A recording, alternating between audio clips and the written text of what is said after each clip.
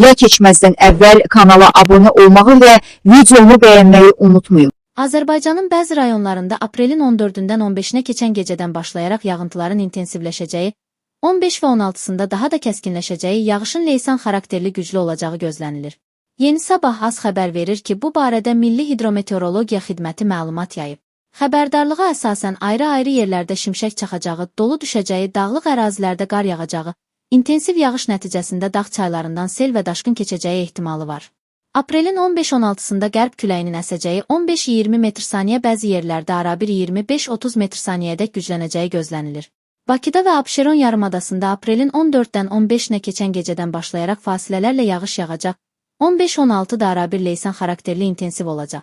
Aprelin 14-dən 15-nə keçən gecədən başlayaraq 17-si gündüzədək şimal-qərb küləyinin əsəcəyi, 15-20 metr/saniyə, bəzi yerlərdə arabir 25-30 metr/saniyəyə güclənəcəyi gözlənilir. Ölkə ərazisində müşahidə olunan qeyri-sabit hava şəraiti aprelin 17-sinədək davam edəcək.